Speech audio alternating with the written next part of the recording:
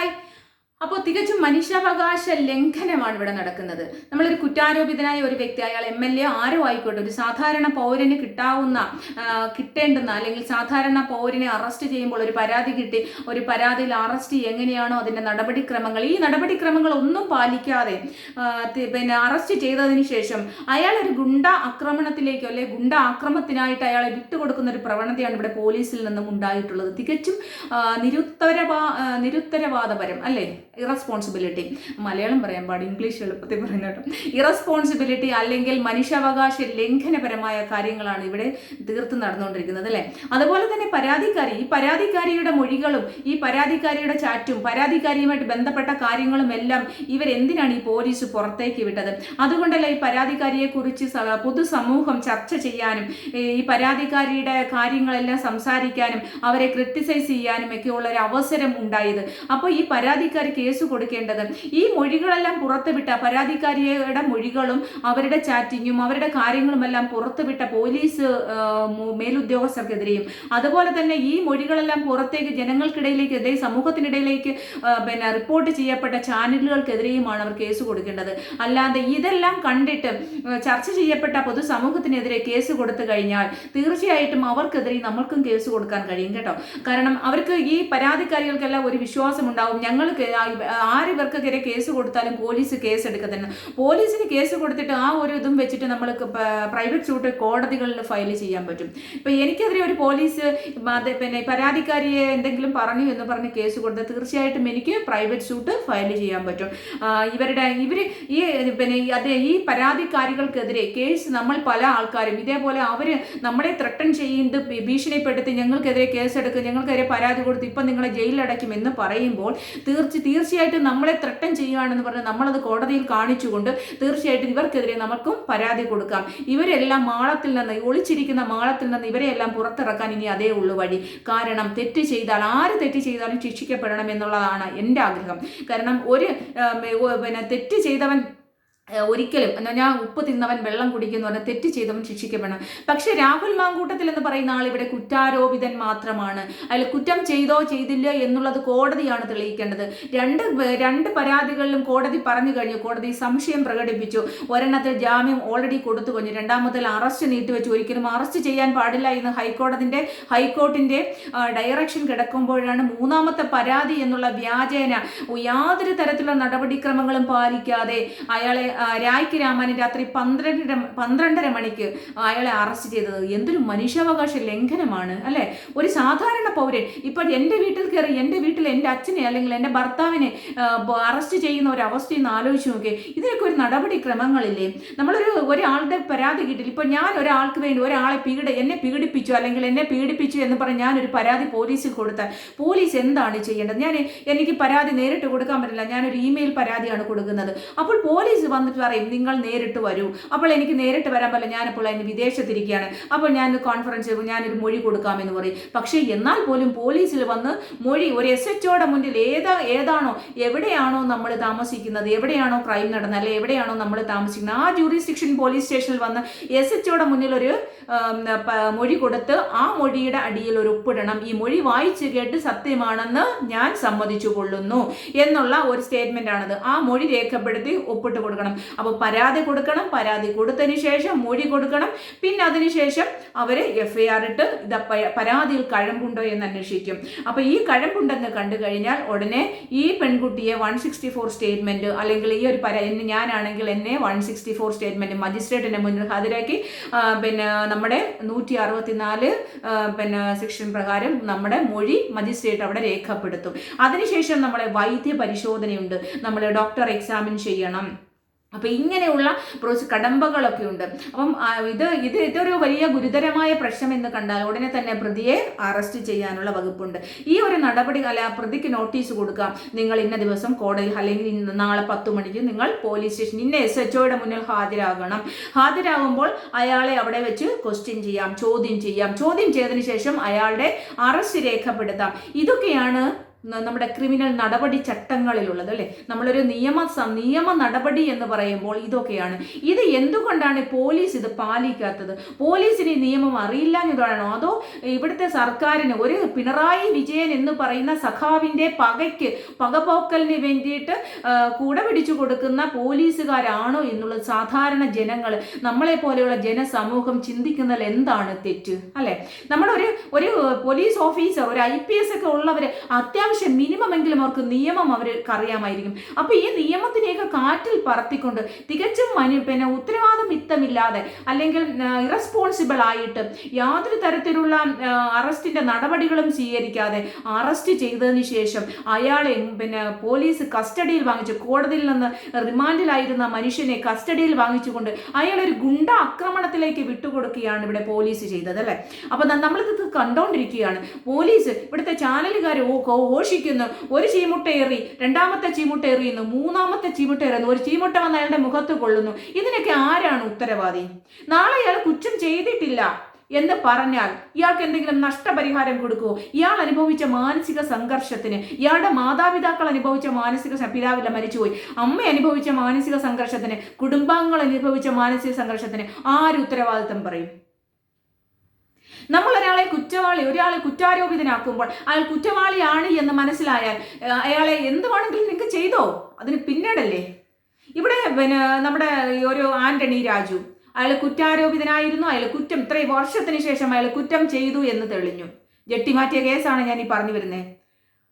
അപ്പൊ ഇത് കുറ്റം തെളിഞ്ഞാൽ കുറ്റവാളിയായി, അതിനെ കോടതി അയാളെ കുറ്റവാളിയാണ് എന്ന് ഡിക്ലെയർ ചെയ്തു, അല്ലെങ്കിൽ അതിനെ കുറ്റവാളിയാണെന്ന് പ്രഖ്യാപിച്ചു, അയാൾ കുറ്റവാളിയായി, അയാൾക്ക് ശിക്ഷയും കൊടുത്തു. അപ്പൊ ഇങ്ങനെയുള്ള സാഹചര്യം വരുന്നവരെ നമ്മൾ ഒരു അല്പം വേറെ ആരും ചെയ്യണ്ട, ഇവിടുത്തെ മാധ്യമ പ്രവർത്തകർ അല്പം ക്ഷമ കാണിച്ചൂടെ? ഇവിടെ മുഖ്യമന്ത്രി ഉമ്മൻചാണ്ടിക്കെതിരെ സോളാർ കേസ് പ്രതി പീഡന ആരോപണം ഉന്നയിച്ചപ്പോൾ സോളാർ കേസ് പ്രതി മുഖ്യമന്ത്രി ഉമ്മൻചാണ്ടിക്കെതിരെ മാത്രമല്ല, ഇവിടുത്തെ സകലമാന കോൺഗ്രസ്സുകാർ, 1, 2, 3 വിരലിലെണ്ണാവുന്ന കോൺഗ്രസ് നേതാക്കന്മാരല്ലാതെ ബാക്കിയുള്ള സകലമാന കോൺഗ്രസ് നേതാക്കന്മാർക്കെതിരെയും പീഡന പരാതികൾ ആരോപണം ഉന്നയിച്ചപ്പോൾ ഈ CPM എന്തുമാത്രം സമരം നടത്തി? പാവപ്പെട്ട ഉമ്മൻചാണ്ടി സാറിനെ എന്തുമാത്രം ദ്രോഹിച്ചു? അദ്ദേഹത്തിനെ രാജിവെപ്പിക്കാൻ വേണ്ടി ഇവിടെ സെക്രട്ടേറിയറ്റിൽ തൂറി നാറ്റിച്ചു. അങ്ങനെ സമരം ചെയ്ത ഒരു പാർട്ടിയാണ് ഇപ്പോൾ ഭരിക്കുന്നത്. നമ്മളൊരു കാര്യം മനസ്സിലാക്കണം. ഏത് പാർട്ടിക്ക് വേണ്ടിയിട്ടാണോ രാഹുൽ മാങ്കൂട്ടത്തിൽ കുടപിടിച്ചത്? രാഹുൽ മാങ്കൂട്ടത്തിൽ രാവിലെ മുതൽ വൈകുന്നേരം വരെ ഏത് കൊടിയാണോ പൊക്കി പിടിച്ചുകൊണ്ട് വിജയിക്കട്ടെ എന്ന് പറഞ്ഞത്, ജയ് ഹിന്ദ് വിളിച്ചത്, അല്ലെ ഇൻകുലാബ് വിളിച്ചത്, അല്ലെ സിന്ദാബാദ് വിളിച്ചത്, ആ പാർട്ടിക്കാർ തന്നെ നിഷ്കരുണം അയാളെ എടുത്ത് ദൂരെ കളഞ്ഞു. ഇത്രയും നന്ദിയും ഇതുമില്ലാത്ത എന്താ പറയണേ, അതിന് എന്താ വാക്ക് പറഞ്ഞാൽ കൂടി പോകും. ഇത്രയും നന്ദിയില്ലാത്ത ഒരു വർഗം കോൺഗ്രസ് പാർട്ടി അല്ലാതെ വേറൊന്നുമില്ല. ഈ കോൺഗ്രസ് പാർട്ടിയിലെ മുഴുവൻ ആൾക്കാരെയും സോളാർ കേസിലെ പ്രതി ആരോപണം ഉന്നയിച്ചപ്പോൾ ഇവരെയൊന്നും പുറത്താക്കാൻ ഇവിടെ യാതൊരു തരത്തിലുള്ള പാർട്ടിക്കാരെയും കണ്ടില്ലല്ലോ. ഇവിടെ രാവിലെ വന്നിരുന്ന ഞാൻ ഈ വീഡിയോ ഇടാനുള്ള കാരണം, രാവിലെ വന്നിരുന്ന സണ്ണി എബ്രഹാം പറയുന്നു, രാഹുൽ മാങ്കൂട്ടത്തിനോട് നേരത്തെ ഞാൻ രാജിവെക്കാൻ പറഞ്ഞത്. ഇയാൾക്കൊക്കെ കണ്ണിൽ ഗുരുവാന്നു അല്ല? ഞാൻ അറിയാൻ ചോദിക്കും കേട്ടോ. ഇയാൾക്കൊക്കെ കണ്ണിൽ എന്താണ് ഇരിക്കുന്നത്? തിമിരമാണോ? ഇവിടുത്തെ ഇവിടെ നിയമസഭയിലേക്ക് എത്ര പീഡനക്കാരാണ്, എത്ര പീഡന പരാതിയിൽ കുറ്റപത്രം വരെ കൊടുത്ത ആൾക്കാരാണ് MLA മാരായിട്ട് അവിടെ ഇരിക്കുന്നത്. ഞങ്ങളുടെ പാർട്ടി ഭയങ്കര സത്യസന്ധതയുള്ള പാർട്ടിയാണ്. ആരെങ്കിലും കുറ്റം ആരോപിച്ചു കഴിഞ്ഞാൽ ഉടനെ തന്നെ അവരെ അങ്ങ് രാജിവെപ്പിക്കും. നാളെ ഈ സണ്ണി എബ്രഹാമിനെതിരെ വരും പരാതി. അപ്പൊ ഇയാളെ എങ്ങനെ ആ പാർട്ടി എടുത്ത് പുറത്താക്കുവോ? ആരോപണം ആർക്കും വേണ്ടിയിട്ടും അല്ലെ ആരുടെ മേലും ആരോപണം ഉന്നയിക്കാം. പക്ഷേ അയാൾ കുറ്റം തെളിയിക്കുന്നത് വരെ അയാൾ കുറ്റവാളിയല്ല, അയാൾ കുറ്റാരോപിതൻ മാത്രമാണ്. അയാൾക്കെതിരെ ഇത്രമാത്രം മനുഷ്യത്വ ലംഘനപരമായ കാര്യങ്ങൾ നടന്നിട്ട് ഒരാൾ സംസാരിക്കാൻ മുതിരുന്നില്ല. അയാൾ രാവിലെ തൊട്ട് രാത്രി വരെ ഈ കോൺഗ്രസ് പാർട്ടിക്ക് വേണ്ടിയിട്ടാണ് കൊടി പിടിച്ചുകൊണ്ട് നടന്നത്. ആ കോൺഗ്രസ് പാർട്ടി അയാളെ എന്താ പറയണേ, വലിച്ചു കളഞ്ഞു, കറിവേപ്പില പോലെ എടുത്ത് കളഞ്ഞു കഴിഞ്ഞു. അയാൾ തെറ്റുകാരനാണോ എന്നുള്ളത് കോടതിയാണ് തീരുമാനിക്കേണ്ടത്, വേറെ ആരുമല്ല. ഇവിടുത്തെ പകപോക്കാനുള്ള പിണറായി വിജയൻ സർക്കാരും അയാളുടെ പോലീസും അല്ല തീരുമാനിക്കേണ്ടത്. അയാൾ കുറ്റവാളിയാണെങ്കിൽ അയാൾ ശിക്ഷിക്കപ്പെടട്ടെ. അയാൾ കുറ്റവാളിയാണ് എന്ന് അറിഞ്ഞതിന് ശേഷം മാത്രം അയാളെ കല്ലെറി. അല്ലാതെ സകലമാന ആൾക്കാരും കൂടി അയാളെ കല്ലെറിയുമ്പോൾ അപ്പുറത്തും ഇപ്പുറത്തും നിന്ന് വേട്ടപ്പട്ടികളെ പോലെ വേട്ടനായികളെ പോലെ അയാളെ കടിച്ചു കീറുമ്പോൾ സ്വന്തം പാർട്ടി കോടി പിടിച്ച പാർട്ടി പോലെ അയാളെ നിഷ്കരണം പുറത്താക്കി കളഞ്ഞിരിക്കുന്നു. എനിക്ക് ആ ഫെനി ബാലകൃഷ്ണൻ എന്ന് പറയുന്ന പയ്യനോട് ഭയങ്കര സ്നേഹമുണ്ട് കേട്ടോ. വേറൊന്നും കൊണ്ടല്ല, ഒന്നുമില്ലെങ്കിലും ഇത്രമാത്രം. ഇപ്പം നമ്മളൊക്കെ നിൽക്കുന്നതെന്ന് പറഞ്ഞാൽ നമ്മളൊക്കെ ഇങ്ങനെ ഇത് ഒന്നും കിട്ടാനില്ല. ഒരു പാർട്ടിക്കാരിയല്ല. ഞാനൊരു CPM സഖാവിൻ്റെ മകളാണ്. എൻ്റെ അച്ഛൻ മരിച്ചുപോയി. അച്ഛനൊക്കെ പണ്ടത്തെ ഭയങ്കര CPMകാരായിരുന്നു. അപ്പോൾ എൻ്റെ വീട്ടിൽ എല്ലാ പാർട്ടിക്കാരും ഉണ്ട്. മൂത്ത 2 ആങ്ങളമാരും CPMകാരാണ്. വലിയ വലിയ സഹാക്കന്മാരാണ്. അത് കഴിഞ്ഞിട്ട് RSSൻ്റെ ജില്ലാ കാര്യവാഹനായിരുന്നു ഒരു ബ്രദർ. ഇപ്പോഴും RSSൻ്റെ ആളാണ്. അപ്പോൾ ഇങ്ങനെയുള്ള പാർട്ടിക്കാരുള്ള ഒരു കുടുംബത്തിലെ ഒരു സ്ത്രീയാണ് ഞാൻ. പക്ഷേ നമ്മൾ തെറ്റ് കാണുമ്പോൾ, മനുഷ്യാവകാശ ലംഘനം കാണുമ്പോൾ, നമുക്ക് ഇത് ഒരു സ്ത്രീ എന്ന നിലയിൽ നമുക്കിത് എന്താ പറയുക, നമുക്കിതിനെ പ്രതികരിക്കേണ്ട ആവശ്യമായി വരും. കാരണം നമ്മൾ സമൂഹത്തിലുള്ളതാണ്. അത്യാവശ്യം വിദ്യാഭ്യാസം വിവരമുള്ളൊരു സ്ത്രീ എന്ന നിലയിൽ നമുക്ക് പ്രതികരിക്കാതിരിക്കാൻ കഴിയുന്നില്ല. അത് ആർക്ക് വേണ്ടിയിട്ടും താങ്ങുമല്ല. നമുക്ക് ഒരു ഭാഗത്ത് മുഴുവൻ പീഡകരിരിക്കുകയാണ്. ആ പീഡകരെ വലിയ മൈക്കും കൊണ്ട് പ്രസംഗിക്കുകയാണ്. ഇപ്പുറത്ത് ആരോപിതൻ അല്ലെങ്കിൽ ഒരു കുറ്റം ആരോപിക്കപ്പെട്ട കല്യാണം കഴിക്കാത്ത ഒരു പയ്യൻ, കുറെ പരാതിക്കാരികൾ, വിവാഹിതരായ ഭർത്താക്കന്മാരുമായിട്ട് ഒത്തുജീവിക്കുന്ന കുറെ വിവാഹിതരായ സ്ത്രീകൾ വന്ന് കുറെ പരാതി കൊടുക്കുമ്പോൾ അവനെ അങ്ങ് രാജിവെപ്പിക്കണം, അവനെങ്ങ് നശിച്ചു പോട്ടെ, അവനെ അങ്ങ് നശിപ്പിക്കുക, അവനെ അങ്ങ് വേരോടെ പിഴുതെറിയുക, അവൻ പോയി ചാവട്ടെ എന്ന് വിചാരിക്കുക എന്ന് പറഞ്ഞാൽ അത് എവിടുത്തെ രാഷ്ട്രീയമാണ്? നെറികെട്ട രാഷ്ട്രീയമല്ലേ അത് നെറികെട്ട രാഷ്ട്രീയമാണ്. അതൊരു നല്ല രാഷ്ട്രീയക്കാരൻ്റെ ഇതല്ല. അത് ഏത് പാർട്ടിക്കാരായാലും, സ്വന്തം പാർട്ടിക്കാരായാലും എതിർ പാർട്ടിക്കാരായാലും ഒരു നെറി വേണം രാഷ്ട്രീയത്തിന്. രാഷ്ട്രീയത്തിൻ്റെ നെറികേടെന്ന് പറയുന്നത് ഇതുപോലെയുള്ള ചെറ്റത്തരമാണ്. നമുക്ക് ആരെയും എന്തും പറയാം, അവരെ കുറ്റം തെളിയട്ടെ. രാഹുൽ മാങ്കൂട്ടത്തിൽ കുറ്റം കോടതി പറയുകയാണ്, അവൻ പെണ്ണുങ്ങളെ ബലാത്സംഗം ചെയ്യുന്നവനാണ്, അവനൊരു സൈക്കിക് സെക്ഷൽ ഒരു രോഗിയാണ്, അവനൊരു ലൈംഗിക രോഗിയാണ്, അവനൊരു ക്രിമിനലാണ്, ഒരു ഹാബിച്വൽ ഒഫൻഡർ ആണ് എന്ന് നമ്മൾ പറഞ്ഞാൽ തീർച്ചയായിട്ടും അവനെ ചീത്ത വിളിക്കാം, അവനെ എന്ത് വേണമെങ്കിലും പറയാം. ഈ ചാനൽ വന്നിരുന്ന് ഞാൻ പറയും. പക്ഷെ അതുവരെ അവനെ പറയാൻ പറ്റില്ല. കാരണം ഈ നാടെന്ന് പറയുന്ന ആർക്കെതിരെയും പകപോക്കാനുള്ള സ്ഥലമാണ്. ഈ പിണറായി വിജയൻ ഭരിക്കുന്ന കാലത്തോളം ഈ പിണറായി വിജയൻ സർക്കാർ അയാൾക്ക് ഇഷ്ടമില്ലാത്ത എല്ലാ ആൾക്കാരെയും അയാൾ അടിച്ചമർത്തും. നമ്മൾ ഒരുപാട് പേരെ ഉദാഹരണത്തിന് കണ്ടിട്ടുണ്ട്. മറുനാടൻ മലയാളിയെ, ഷാജഹാൻ, KM ഷാജഹാനെ, ഇങ്ങനെ എണ്ണിയാൽ ഒടുങ്ങാത്ത ആൾക്കാരാണ്. അയാളുടെ മനസ്സിൽ പകയാണ്. രാഹുൽ മാങ്കൂട്ടത്തലിനെ ഏതെങ്കിലും രീതിയിൽ അപായപ്പെടുത്താൻ, കൊലപ്പെടുത്താൻ തന്നെ ഇവർ ശ്രമിച്ചേക്കുമായിരുന്നു. കാരണം ഈ സ്വന്തം പാർട്ടിയിലെ ആൾക്കാർ, സ്വന്തം പാർട്ടിയിൽ ആശയ വ്യത്യാസം അല്ലെങ്കിൽ അവരുടെ പാർട്ടിയിൽ തന്നെ ഒരു വ്യത്യാസം അല്ലെങ്കിൽ ഒരു വാഗ്വാദം അല്ലെങ്കിൽ അവരുടെ പാർട്ടിക്കെതിരായി ഒന്ന് സംസാരിച്ചപ്പോഴത്തേക്ക് GP ചന്ദ്രശേഖരനെ 51 വെട്ടുവെട്ടി കൊന്ന ആൾക്കാരാണ് ഇവിടെ ഉള്ളത്. 51 വെട്ട് മുഖത്ത്, സ്വന്തം മുഖം അമ്മയും ഭാര്യയും മകനും പോലും തിരിച്ചറിയരുതെന്ന് വിചാരിച്ച അത്രമാത്രം ക്രൂരത മനുഷ്യന്മാർക്ക് പറ്റുമോ? അത് അല്ല, ഞാൻ ആലോചിക്കാം, ഒരു മനുഷ്യനായിട്ടുള്ള ഒരു മനുഷ്യന് പറ്റുന്നതാണോ? അതാണ് പിണറായി വിജയന്റെ പക. അതാണ്. നമ്മൾ എത്രയോ വാർത്തകൾ, നമ്മൾ എത്രയോ സംഭവങ്ങൾ കാണുന്നു. ഇവിടെ യൂത്ത് കോൺഗ്രസ്സുകാർ ഇവിടെ ഒരു ബസ്സുമായിട്ട് ആർഭാട് ബസ്സും കൊണ്ട് പിണറായി വിജയൻ കേരള യാത്ര നടത്തി. യൂത്ത് കോൺഗ്രസ്സുകാർ അതിനെ ഒന്ന് പ്രതിഷേധിക്കാൻ പോയപ്പം ഒരു ചെറുക്കൻ്റെ തലയിൽ പൂച്ചട്ടി എടുത്ത് അടിച്ചു പൊട്ടിച്ച് അവൻ്റെ തലയോട് പൊളർന്ന്, എന്നിട്ട് കൈകൊട്ടിച്ചിരിക്കുന്നു. ഇതൊക്കെ ഡിഫൻസിൻ്റെ ഭാഗമാണെന്ന്. ആ വ്യക്തിയാണ് ഇവിടുത്തെ കുറേ പരാതിക്കാരികളെ സംരക്ഷിക്കുന്ന ഒരു സ്ത്രീകളുടെ സംരക്ഷകൻ എന്ന് ഞെളിഞ്ഞുകൊണ്ട് പറയുന്നത്. ഇയാളെയൊക്കെ അല്ലേ ചീമൊട്ട എറിയേണ്ടത്? സത്യം പറഞ്ഞു കഴിഞ്ഞാൽ ഇങ്ങനെയുള്ള ആൾക്കാരെയൊക്കെ ഭരണ നേതൃത്വത്തിൽ പിടിച്ചിരുത്തുന്ന ആൾക്കാരെ ആദ്യം ചീമൊട്ട എറിയണം. എന്നിട്ട് വേണം ഇവരെല്ലാം ചീമൊട്ട എറിഞ്ഞ് പുറത്താക്കണം. അതാണ് ചെയ്യേണ്ടത്. ഇതൊരു ജനാധിപത്യ രാജ്യമാണ്. ജനാധിപത്യം സംരക്ഷിക്കേണ്ട നമ്മൾ. രാജകീയ ഭരണമല്ല. രാജാക്കന്മാർ പോലും ഇങ്ങനെ ഭരിക്കത്തില്ലല്ലോ. രാജാക്കന്മാരിങ്ങനെ ഭരിക്കുമോ? ഒരു ജനാധിപത്യ രാജ്യത്ത് നമുക്ക് നമ്മുടെ പൗരന്മാർക്ക് നമ്മുടെ അവകാശങ്ങളില്ലേ? നമുക്ക് അഭിപ്രായ സ്വാതന്ത്ര്യമില്ലേ? അഭിപ്രായം പറയുന്നവരെല്ലാം ജയിലിൽ അടയ്ക്കുന്നു. അല്ല, ഈ അതിജീവിതം ഞാൻ ഇനി പറയാനുള്ളത്, ഈ പരാതിക്കാരികളുണ്ടല്ലോ, ഈ പരാതിക്കാരികൾ ഏതെങ്കിലും തരത്തിൽ നമ്മൾക്കെതിരെ ആർക്കെതിരെയും പരാതി കൊടുത്താൽ തികച്ചും അവർക്കെതിരെ നമ്മൾ പരാതിപ്പെടണം.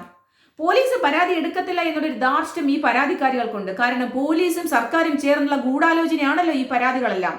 പോലീസും സർക്കാരും ചേർന്നുള്ള ഈ പരാതിക്കാരികളുമായിട്ടുള്ള ചേർന്നുള്ള ഗൂഢാലോചനയാണ് ഈ പരാതികളെല്ലാം. അപ്പോൾ അതുകൊണ്ട് പോലീസ് നമ്മൾ ആരെങ്കിലും ഈ പരാതിക്കാരി നമ്മൾക്കെതിരെ ആരുടെയെങ്കിലും എതിരെ പരാതി കൊടുക്കുമ്പോൾ നമ്മൾ പോലീസ് ആ പരാതി ഏറ്റെടുക്കത്തില്ല എന്നുള്ള ഒരു തോന്നൽ ഈ പരാതിക്കാരികൾക്കുണ്ട്. അപ്പോൾ നമ്മൾ എന്താണ് ചെയ്യുന്നത്? കോടതിയിൽ പ്രൈവറ്റ് സൂട്ട് ഫയൽ ചെയ്യണം. കോടതിയിൽ ഡയറക്റ്റ് ആയിട്ട് ഇവർ നമ്മളെ ത്രട്ടൺ ചെയ്യുന്നു, നമ്മളെ ഭീഷണിപ്പെടുത്തുന്നു, നമുക്ക് അഭിപ്രായ സ്വാതന്ത്ര്യമില്ല, ഭരണഘടനാ ലംഘനമാണത് എന്നുള്ള രീതിയിൽ നമ്മൾ കോടതിയെ സമീപിക്കണം.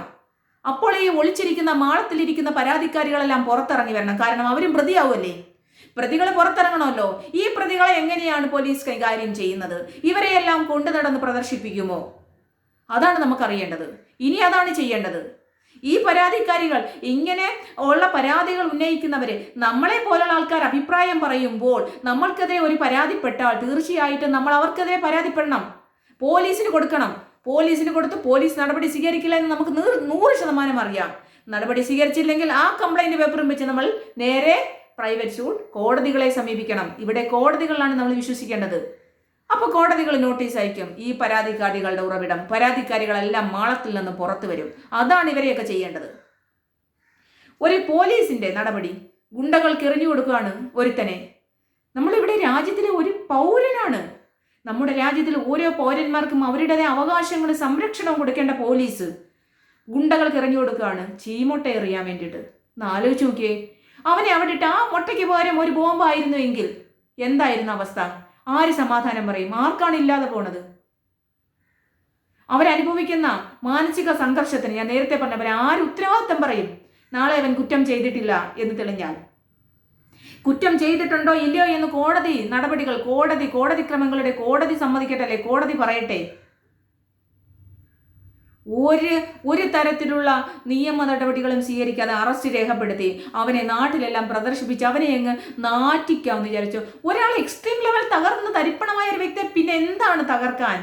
എക്സ്ട്രീം ലെവൽ ഒരാൾ തകർന്നു കഴിഞ്ഞു. ഒരാളിനെ തകർക്കാൻ പറ്റുന്ന അവസ്ഥയിലേക്ക് നമ്മളിപ്പോൾ മേളിൽ ആകാശം താഴെ ഭൂമിയുള്ളവർ നമ്മൾ എന്തും ചെയ്യത്തില്ലേ? ഇപ്പം ഞാനൊക്കെ നിൽക്കുന്ന അവസ്ഥ എങ്ങനെയാണ്? കാരണം ഒരുപാട് സാമ്പത്തിക പ്രശ്നങ്ങൾ, ലോൺ പ്രശ്നങ്ങളൊക്കെ ഉണ്ട്. അപ്പോൾ നമ്മൾ വിചാരിക്കും പണ്ടാറ് ഇപ്പോഴേ അതൊരു കാര്യം പറയാൻ മതി, ജയിലിലാണെങ്കിൽ കാശും കൂട്ടി. അപ്പം നമ്മൾ വിചാരിക്കും ജയിലിൽ പോയി കിടക്കുക, എന്തിനാ ഇങ്ങനെയൊക്കെ വെറുതെ കഷ്ടപ്പെട്ട് വക്കീൽ പണി കോടതിയിൽ പോയി ഈ യൂണിഫോം എടുത്തിട്ട് നമ്മൾ ടെൻഷൻ മേടിച്ചു ഡ്രാഫ്റ്റ് ചെയ്ത് കേസ് ഫയൽ ചെയ്ത് പിന്നെ 10,000 5,000 10,000 കേസുകാർ നമ്മൾ കക്ഷിയുടെ നിന്ന് വാങ്ങിക്കും. അവരുടെ വിഷമങ്ങൾ കാണണം. പിന്നെ അവരിരുന്ന് എപ്പോഴും ചോദിക്കും കേസ്. കോടതികളെന്ന് പറഞ്ഞാൽ മാസങ്ങളും വർഷങ്ങളും നീട്ടിക്കൊണ്ടുപോകും. ഈ ക്ലയൻറ്റുകളുടെ എല്ലാം തെരുവിളി നമ്മൾ കേൾക്കണം. 11 വർഷമായിട്ട് നമ്മൾ അനുഭവിക്കുന്ന ഇനി ഇതങ്ങ് നിർത്താം. ലോണുകൾക്കും അടയ്ക്കാൻ പറ്റുന്നില്ല, EMI അടയ്ക്കാൻ പറ്റുന്നില്ല. ആരെങ്കിലും ഒരുത്തനെ തട്ടിയിട്ട് പോയി കുറ്റം അങ്ങ് സമ്മതിച്ചാൽ ജയിലിൽ കിടക്കാം. ആദ്യത്തെ ദിവസം കൊണ്ട് തൊട്ട് ഒരു ജോലിയും ചെയ്തില്ലെങ്കിൽ 530 രൂപ കിട്ടും നമുക്ക്. പിണറായി വിജയൻ ജയിലിലെ വേദനയൊക്കെ കൂട്ടി അറിഞ്ഞില്ലേ നിങ്ങൾ?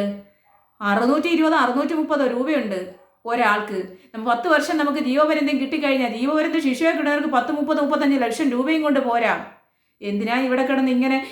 ഞാനാണെങ്കിൽ കേരള യൂണിവേഴ്സിറ്റി, ഞാൻ പറഞ്ഞില്ലേ ബാംഗ്ലൂർ യൂണിവേഴ്സിറ്റിയിൽ നിന്ന്, ബാംഗ്ലൂരിൽ നിന്ന് ഞാൻ LLB പഠിച്ചിറങ്ങി. ഞാൻ LLM കേരള യൂണിവേഴ്സിറ്റിയിൽ നിന്ന് LLM റാങ്ക് വാങ്ങിച്ചിറങ്ങി. MBA ചെയ്ത് മദ്രാസ് യൂണിവേഴ്സിറ്റിയിൽ നിന്ന് MBA ചെയ്ത്, MG യൂണിവേഴ്സിറ്റിയിൽ നിന്ന്, മഹാത്മാഗാന്ധി യൂണിവേഴ്സിറ്റിയിൽ നിന്ന് MA ചെയ്തു, അണ്ണാമല യൂണിവേഴ്സിറ്റിയിൽ നിന്ന് MBA എന്താ പറയുക MA പബ്ലിക് അഡ്മിനിസ്ട്രേഷൻ ചെയ്തു. ഇങ്ങനെ പോസ്റ്റ് ഗ്രാജുവേഷൻ 4-5-6 പോസ്റ്റ് ഗ്രാജുവേഷൻ ബിരുദം കൊണ്ടിരിക്കുന്ന ഞാൻ ഈ കിടന്ന് 5,000 അല്ലെ 10,000 രൂപയ്ക്ക് കിടന്ന് ദിവസങ്ങളോളം കിടന്ന് ആഴ്ചകളോളം കിടന്ന് കോടതി കിടന്ന് തെണ്ടി നടക്കുവാണ്. ടെൻഷന് പഠിച്ച് എന്തിനാ? നമുക്ക് കുറേ എണ്ണത്തിന് കൊല്ലാൻ അത്രമാത്രം ദേഷ്യമാണ്. കുറേ എണ്ണത്തിന് കൊല്ലാണ്ട് ഒരെണ്ണത്തിനെ തട്ടിയിട്ട് ജയിലിൽ പോകാമെന്നങ്ങ് വിചാരിക്കും. 10 വർഷം എടുക്കണമെന്ന് നല്ല കാശ് കിട്ടത്തില്ലേ? അതോ ഇനി പിണറായി വിജയൻ ഉറപ്പായിട്ടും ജയിലിൽ പോകും എന്നൊരു തോന്നൽ കൊണ്ട് വേതനം കൂട്ടിയാണെന്ന് എനിക്കറിയത്തില്ല കേട്ടോ. സ്വാഭാവികമായിട്ടും പൊതുസമൂഹത്തിന് സംശയം ഇതൊക്കെ തന്നെ ആയിരിക്കും. നമ്മൾ സഹാക്കന്മാരൊക്കെ ഉറപ്പായിട്ടും ജയിലിൽ പോകുമല്ലോ അടുത്ത ഒരു 6 മാസം അല്ലെങ്കിൽ 1 വർഷത്തിനുള്ളിൽ. അപ്പോൾ അതുകൊണ്ട് അവർക്ക് നല്ല സുഖസമൃദ്ധമായിട്ട് ജീവിക്കാൻ വേണ്ടിയിട്ട് ഇറങ്ങി വരുമ്പോൾ 10 കാശും കൊണ്ട് വരാം. അല്ലെങ്കിൽ ഗൾഫിലൊക്കെ പോകണവർക്ക് പിന്നെ പരോള് കിട്ടും. ഗൾഫിൽ പോയാൽ 2-3 വർഷം കഴിഞ്ഞിട്ടാണ് ഇറങ്ങി വരുന്നത്. പരോള് കിട്ടും, ഫുഡ്, അക്കോമഡേഷൻ, ഡ്രസ്സ് എല്ലാം ഫ്രീ. പിന്നെ പഠിക്കണമെങ്കിൽ പഠിക്കാം, നോവൽ വായിക്കണമെങ്കിൽ വായിക്കാം, എന്ത് വേണമെങ്കിൽ ചെയ്യാം, എഴുതണമെങ്കിൽ എഴുതാം, എന്ത് വേണമെങ്കിലും ചെയ്യാം. അപ്പോൾ ജയിലല്ലേ പരമസുഖം. അപ്പോൾ എനിക്ക് തോന്നുന്നു ഇതെല്ലാം ഒരു ദീർഘവീക്ഷണത്തിൻ്റെ ഭാഗമായിട്ടും പിണറായി വിജയൻ്റെ കൂട്ടാളികൾക്ക്, സഹാക്കന്മാർക്കും സമാധാനമായിട്ട് ജയിലിൽ പോയി കിടക്കാൻ വേണ്ടിയിട്ടായിരിക്കാം ഇത് ചെയ്തത്. അതെൻ്റെ ഒരു തോന്നലാണ് കേട്ടോ. അത് ശരിയാവണമെന്നില്ല, പക്ഷേ ഞാൻ എൻ്റെ തോന്നൽ പറഞ്ഞു. നിങ്ങൾക്ക് അതിനകത്ത് അഭിപ്രായമുള്ളവർക്ക് മറുപടി പറയാം. അപ്പോൾ ഇത്രയൊക്കെയാണ്. എന്തായാലും മനുഷ്യാവകാശ ലംഘനമാണ് ഇവിടെ നടക്കുന്നത്. നമ്മുടെ സണ്ണി എബ്രഹാമോ സണ്ണി ജോസഫ് എന്തായുടെ പേര് KPCCയുടെ പ്രസിഡന്റ്, അയാൾ വന്ന് പറയുന്നിട്ട് രാഹുലിനോട് ഞാൻ നേരത്തെ പറഞ്ഞ അറസ്റ്റ് ചെയ്യാൻ ആദ്യം അയാൾ പോയിരുന്നിട്ട് അയാളുടെ പ്രതിപക്ഷത്തിരിക്കുന്ന അയാളുടെ കൂടെയുള്ള എൽദോസ് കുന്നപ്പള്ളി MLA വിൻസെന്റിനെയൊക്കെ പോയിട്ട് ആദ്യം രാജിവെപ്പിര്. കുറ്റാരോപിതനായിട്ടുള്ള അവരൊക്കെ ഇവിടെ ഇരിക്കുവാണ്. അല്ലാതെ രാഹുൽ മാങ്കൂട്ടത്തിൽ കുറ്റം ചെയ്തെന്ന് ഇയാൾ പറഞ്ഞു കഴിഞ്ഞാൽ ഞങ്ങൾ വിശ്വസിക്കത്തില്ല. ആദ്യം ഈ ഒരു നന്ദി വേണം. പാർട്ടിക്കാരൻ സ്വന്തം കൊടി പിടിച്ച് മാസങ്ങളും വർഷങ്ങളോളം കൊടി പിടിച്ച് നടന്ന ഒരുത്തൻ, കോൺഗ്രസിന് വേണ്ടി ജയിലിൽ പോയ ഒരുത്തൻ, അവനെതിരെ ആർക്ക് വേണമെങ്കിലും നാളെ സണ്ണി ജോസഫിനെതിരെയും പരാതി വരാം. അത് ഒരുത്തരും മറക്കണ്ട. ആരും വലിയ പുണ്യവാളന്മാരൊന്നും ആവണ്ട. കാരണം കാട്ടുകോഴികൾ ഇഷ്ടം പോലെ എല്ലാ പാർട്ടിക്കുള്ളിലും ഇരിപ്പുണ്ട്. എല്ലാ പാർട്ടിക്കുള്ളിലും, ഒരു പാർട്ടിയിലല്ല, എല്ലാ പാർട്ടിക്കുള്ളിലും ഈ കാട്ടുകോഴികൾ ഒളിച്ചിരിപ്പുണ്ട്. പുറത്ത് കൊണ്ടുവരാൻ ആരും നിർബന്ധിക്കരുത്. അത്ര മാത്രമേ ഞാനിപ്പോൾ പറയുന്നുള്ളൂ.